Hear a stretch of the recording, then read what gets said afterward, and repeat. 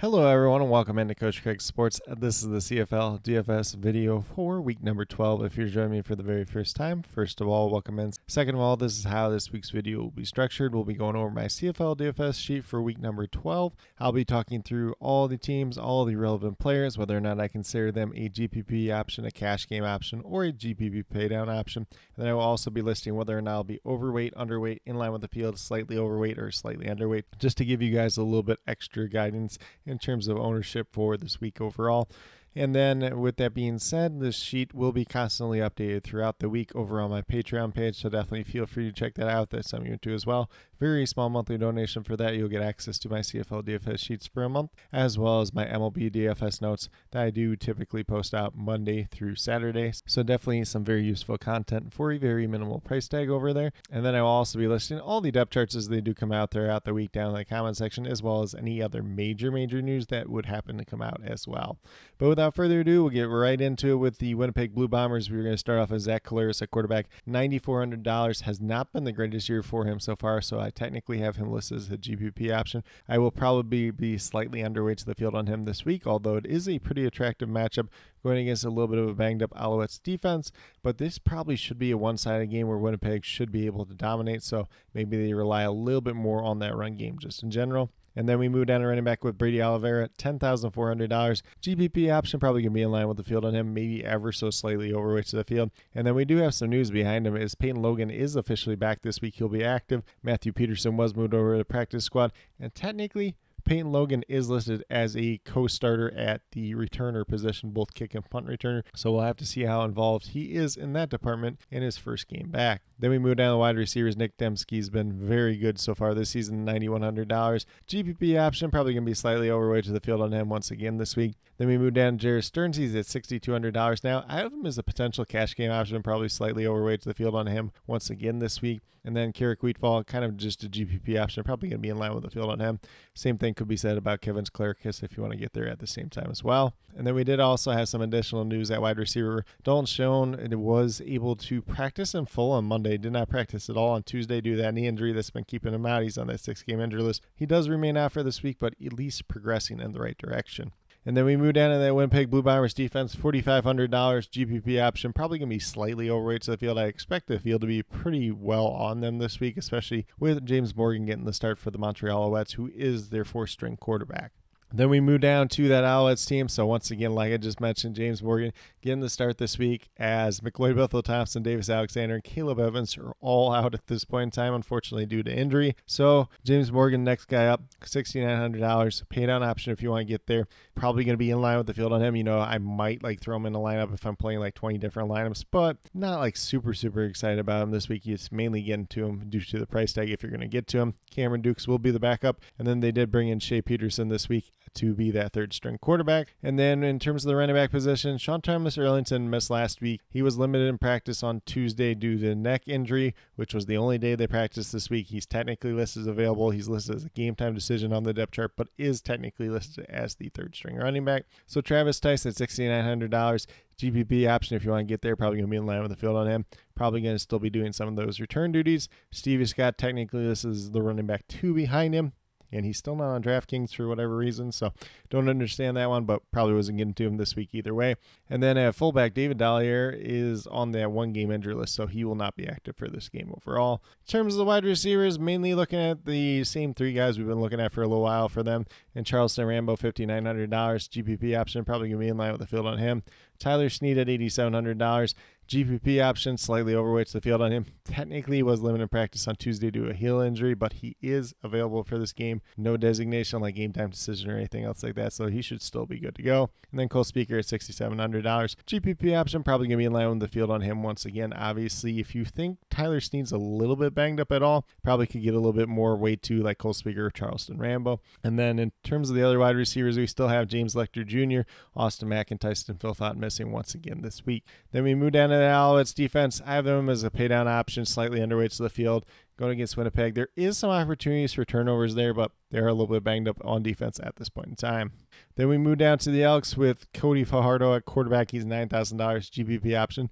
Pretty solid play just in general. Might not have the upside of some of the other quarterbacks, but definitely doesn't have the downside of some of the other guys this week at the same time as well. So pretty much going to be in line with the field on him overall. Then in terms of the running back position, Justin Rankin's played really well the last couple of weeks, so $9,400 GPP option. Probably going to be in line with the field on him once again this week. If you want to take a shot on Javon Leake, you can definitely do that as well, especially with him being a factor in the return game as well. And then in terms of the wide receivers, same three guys that we've been looking at for quite a while now at this point in time. Stephen Dunbar Jr., Curly Gittens Jr., and Keon Julian Grant. All of them kind of relatively in that same price tag range. All GPP options. Probably going to be in line with the field on all three of them once again this week.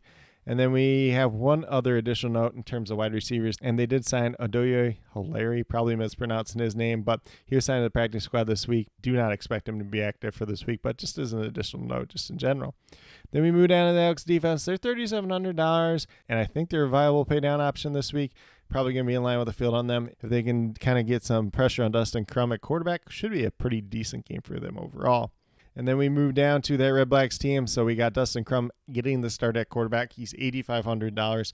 I have him technically listed as a potential cash game option here, slightly overweight to the field on him. He does have that rushing upside, and if he can contribute anything meaningful in the passing game, should be a good option this week just in general at a really reasonable price tag. And then at running back, we got William Stanback, who's kind of taking over the bell cow role at this point in time, $5,800 GPP option in line with the field. And then we move down the wide receivers where we do have some news.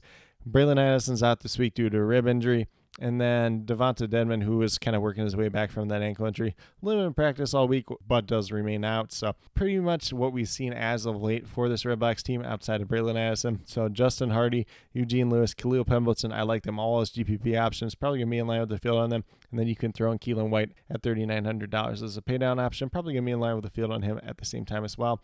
He was limited practice on Monday, but was able to practice on full on Tuesday and Wednesday due to that ankle injury, which was something that didn't affect his status last week at the same time as well. I do expect them to promote one other wide receiver from the practice roster. Not sure who that's going to be at this point in time, but probably not going to be a major factor for this week's game. And then in terms of the Redblacks defense, $4,300. They played reasonably well so far this year. GPP option probably going to be in line with the field on them as they do go against the Elks this week. And then we move down to the BC Lions. Nathan Rourke at quarterback, $11,200 GPP option. Definitely do love his upside once again. And I'm going to be in line with the field on him. Mainly that's just a price tag thing, but you can definitely get to him. There are cheap quarterbacks this week, so if you're getting to Nathan Rourke, you might have to pay down in a different spot, but definitely worth the upside and the price tag at this point in time. Same thing can be said about James Butler, who is at $10,300. GPP option, slightly overweight to the field on him. He's been doing really well so far this season. A couple down games here and there, but outside of that, he has one of the highest upsides at the running back position on any given week. And then in terms of the wide receivers, we got Stanley Berryhill, Keon Hatcher, and Justin McInnis as the three that I'll be targeting. GPP options probably going to be in line with the field on all three of them. Keon Hatcher's probably the guy I'm getting a little bit overweight to, but obviously if we're playing him and Nathan Rourke together, that's almost half our salary, so we're going to have to find options elsewhere to kind of save some money. And then in terms of that BC Lions defense, they're $4,400 GPP option. I like the upside that they could potentially have against the Toronto Argonauts, but at this price tag, I will technically be underweight to the field on them this week overall. Then we move down to the Toronto Argonauts team. Chad Kelly, he's on that 6-game injured list, but was limited in practice on Tuesday and Wednesday due to that leg injury. So hopefully, ever so hopefully, he's getting closer to returning, or at least in the right direction, since it's been a very almost lost season for him just in general. Nick Arbuckle at quarterback, $10,600 GPP option. He's been playing really well as of late, but will be slightly underweight to the field on him, mainly due to the price tag and mainly due to the cheaper options that are available at quarterback this week.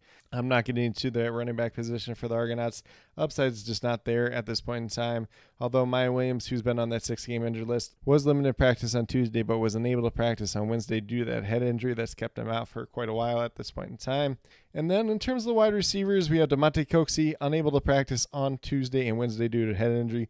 Probably safe to assume that he'll be out this week. So we're going to be looking at 4 different wide receivers: DeJuan Brissett, Davaris Daniels, Kevin Midle as kind of GPP options. Probably going to be in line with the field on all 3 of them. And then I do have some interest in Jay Kerslow. He's at $4,200 as kind of a pay down option, slightly overweight to the field on him. Maybe even a potential cash game option the way he's played the last couple games, although there is a little bit of risk there at the same time as well. And then we move down to the Argonauts defense. They're $3,600, kind of a pay down option. Probably going to be in line with the field if they can get like some pressure on Nathan Rourke, it might end up being good. I like the Toronto Argonauts defense, but it is a tough matchup overall. And then we move down to the Roughriders. We got Trevor Harris at quarterback, $10,100. GPP option in line with the field. Kind of what I said with a lot of these quarterbacks. There are cheaper options this week, so a little bit harder to get to them. There is decent upside to be had there at the same time as well, but there is also the chance that they lean more on the run game for this matchup just in general. And then at running back, we got AJ Alouette, once again, $9,600. I have him listed as a GPP option, probably going to be slightly overweight to the field on him. Mario Anderson behind him, technically was limited practice on Tuesday, but was able to practice in full on Wednesday due to an illness. So sounds like he should be good this week. And he'll be operating as the running back 2 and playing minimal snaps just in general. Mario Alford was able to practice in a limited capacity on Tuesday and Wednesday due to a hip injury. So he's trending in the right direction. Probably still going to be out this week just in general. And then we move down to the 3 wide receivers that I'll be targeting for the Roughriders. We got Keyshawn Johnson, $9,900 GPP option, probably going to be in line with the field on him. Same thing with Dante Myers and $9,800 GPP option, probably going to be in line with the field at the same time as well. And then Tommy Neal, who's played really well for them since returning to the lineup. He's $4,400 potential cash game option, slightly overweight to the field on him. And then Sean Bain Jr. was able to practice in full on Tuesday and Wednesday due to that injury. We'll see when he eventually makes his season debut, whether that's this week or in the future. And then we move down to that Roughriders defense. They're $3,900 GPP option in line with the field.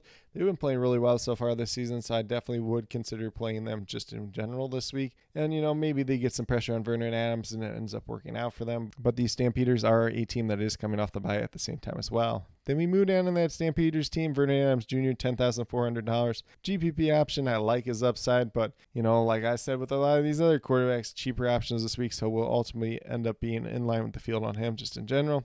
Dedrick Mills, $8,000. He's kind of one of those other solid, steady Eddie backs. Has upside on any given week, but he also has a little bit of downside at the same time as well. So GPP option, probably going to be in line with the field on him, maybe ever so slightly overweight to the field.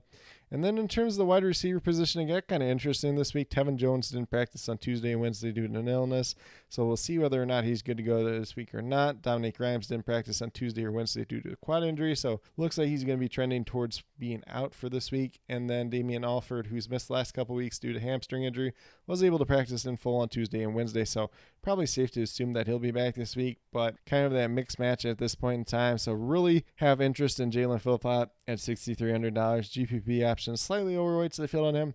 Maybe even a cash game option if you want to go that direction this week. And then Clark Barnes, $6,400 GPP option. Probably going to be in line with the field on him this week at the same time as well. If we get both Tevin Jones and Dominic Grimes out this week, then Eric Brooks looks a little bit better. Obviously, if Damian Alford's back, he looks pretty good at the same time as well. If you really want to take a shot on Kalen Horton as kind of that return role at $2,900 as a dart thrower pay down option, you can definitely do that at the same time as well.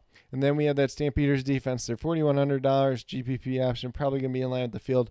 They definitely have to stop the run and kind of that deep ball for the Roughriders if they want to have a good chance in this game just in general. And then last but not least, we have the Tiger Cats as the lone team on the bye this week overall. But with that being said, this is my CFL DFS sheet for week number 12.